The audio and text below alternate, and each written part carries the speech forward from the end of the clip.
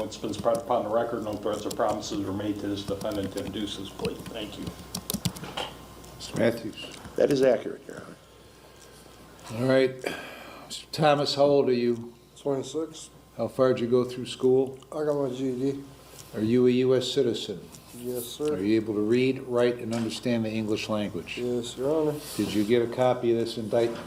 Yes. All right, it's my understanding you're going to plead guilty to count 1, assault of felony 5, and the lesser included offense in count 2 of the attempted harassment with a bodily substance of misdemeanor of the first degree, and then the remaining count would be dismissed at the time of sentencing. Is that your understanding? Yes, Your Honor. All right, before I accept your guilty plea, I need to determine that you know and understand the constitutional rights you'll be waiving, the consequence of your guilty plea, and the maximum penalty I could give you, and I need to be satisfied that your guilty plea is being made freely, knowingly, and voluntarily. I'm going to ask you questions. If you don't understand a question, stop me. If you want The hearing opens with something many people overlook. The judge is not rushing toward a conviction. He's building a record that can survive future challenges. Every question has a purpose beyond the courtroom. A guilty plea only stands if the defendant clearly understands every right being surrendered. If you want to talk some more to Mr. Matthews, let me know and I'll give you more time. Do you understand that? Yes, Your Honor. You have a constitutional right to have a trial, either to me or to a jury of 12 Lake County citizens. Do you understand that right? Yes, Your Honor. Are you waiving that right? Yes, Your Honor. If you go to a jury trial, all 12 members must agree to a guilty verdict before you can be found guilty. Do you understand that right? Yes, Your Honor. Are you waiving that right? Yes, Your Honor. If you go to trial, the prosecutor will call witnesses to testify against you. Do you understand the prosecutor must prove you guilty beyond a reasonable doubt at a trial? I do.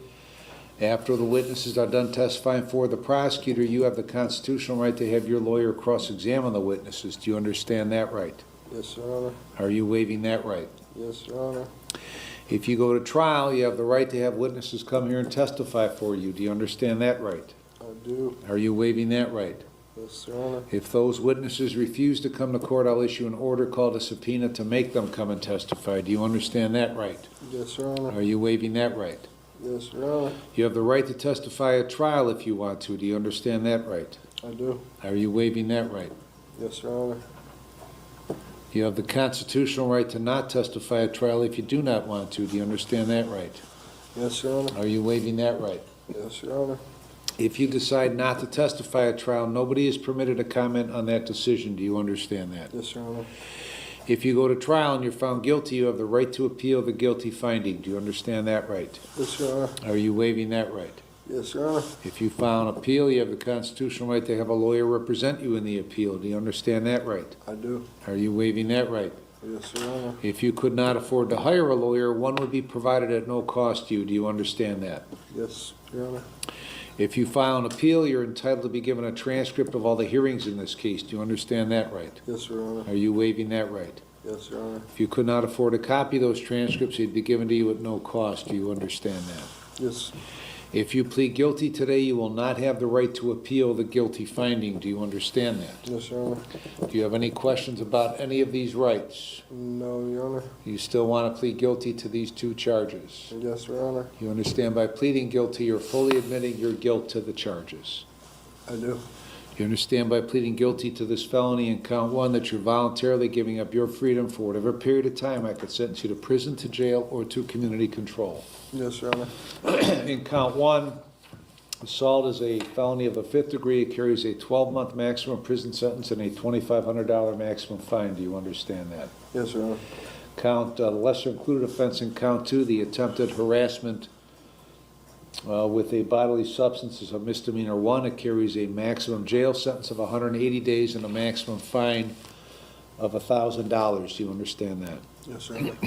I could give you a consecutive sentence. That means one sentence after another for the separate offenses. If I did that, you face a maximum prison sentence of 12 months and a maximum fine of $3,500. Do you understand that? Yes, Your Honor. Are you presently on post-release control to the parole authority? No, Your Honor. You understand that your felony conviction will prevent you from owning or possessing a firearm? Yes, Your Honor. Do you understand that if a prison sentence is imposed in this case, you might have to serve a period of post-release control as part of your sentence for up to 2 years under the parole authority. Yes, Your Honor. If you are placed on post-release control and violate any conditions, a parole authority could send you back to prison for up to 6 months. Do you understand that? Yes, Your Honor. If that violation is a new felony, then you could get an additional consecutive prison sentence for that violation. Do you understand that? Yes, Your Honor. And if that were the case, the maximum prison sentence for the violation would be the greater of 12 months or the time left under post-release control. Do you understand that? Yes, Your Honor. Do you understand that if a prison sentence is imposed, you are eligible for judicial release? Yes, Your Honor. I could place you on community control for up to 5 years, but if you violate any conditions, I could send you to prison for 12 months. Do you understand that? Yes, Your Honor. Has anybody promised you that I would be lenient on you just because you're pleading guilty today? No, Your Honor. Has anybody promised you what I will sentence you to in this case? No, Your Honor. Do you understand I do not have to follow the sentencing recommendation of either the prosecutor or your lawyer? Yes, Your Honor. This section isn't just a checklist of constitutional rights. It's the point where the defendant slowly closes every possible exit.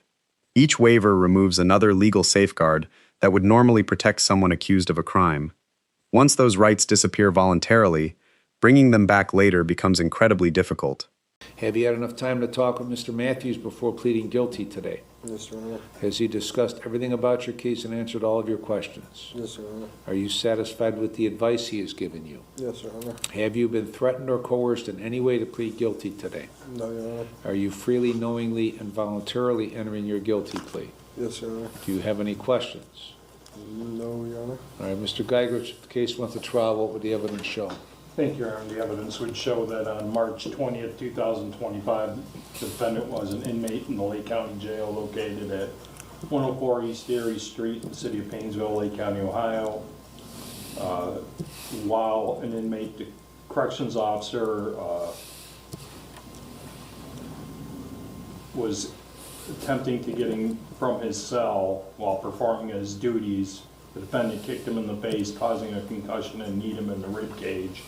He was then pepper sprayed with pepper foam, and the defendant was spitting in all directions and hit several COs. To include COs Ellinger, Hess, Sellers, Moore, Davis, Silva, and Novak. Thank you.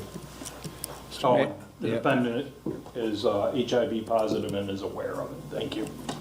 All right, is Mr. Matthews, anything to add to those facts? No, Your Honor. Mr. Thomas, did you hear what Mr. Geigerich said? The facts would show if this case went to a trial. What do you mean? Did you hear what he said? Yeah. The facts would show if the case went to trial. Yes, Your And are those facts true? Honor.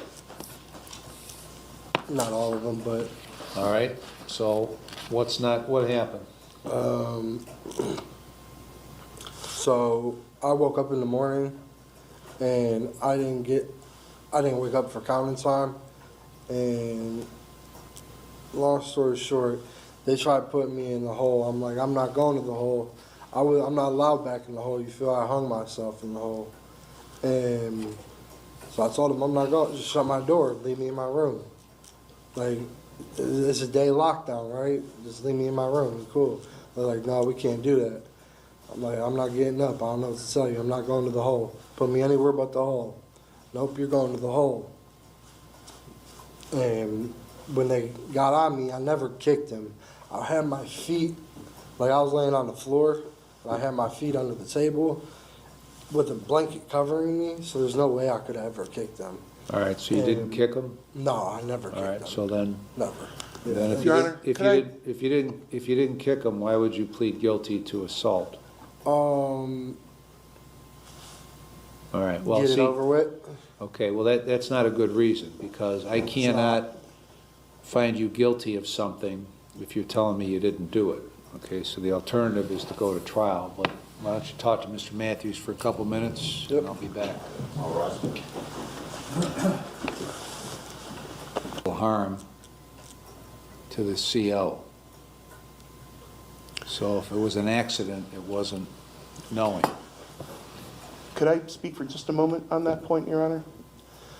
I do actually think that if his perception that it was an accident that he hit him, I do think that would fall under the knowingly, because the knowingly refers to making the action What- knowingly. I mean, It's not an intent. see, here's how this stuff goes, okay, in a situation like this, as you well know, 'cause you've been doing this a long time. Yes, sir. Okay? If I accept his guilty plea, then when we come back on May 8th, we're gonna have an argument about what the sentence should be, because he's gonna tell me that he really didn't do it. This becomes the most dangerous moment of the entire hearing. The defendant starts separating himself from the prosecution's version while still trying to keep the guilty plea alive. That's a legal contradiction judges usually refuse to ignore. Okay? This is how this generally goes. So, if you didn't do this stuff, I don't know why you're pleading guilty to it. Other than to get it over with, which isn't a good reason to get a felony conviction. Nothing I can do. I put myself in that situation. I don't know. I'm gonna plead guilty though. That's all right. Okay? So you kicked C.O. Ellinger? Yep. Where'd you kick him? They say in the face. I believe in the stomach, but Okay. So you had this blanket over your head and you kicked? yeah. Okay. All right, what's your plea to count 1 assault, a felony 5? Guilty. What is your plea to the lesser included offense in count 2, the attempted harassment with a bodily substance, a misdemeanor 1? Guilty, Your Honor. Mr. Matthews? Thank you, Your Honor. Prior to the hearing, we reviewed the written plea of guilty with Mr. Thomas. He indicated that he understood it and he intended to sign it.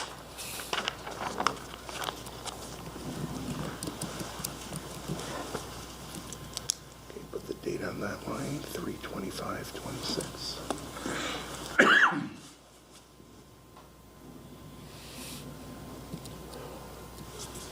your signature on that line.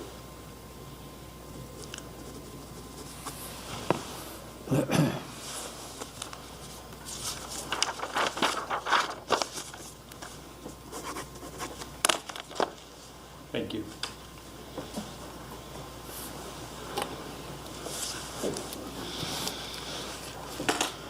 May I approach, Your Honor?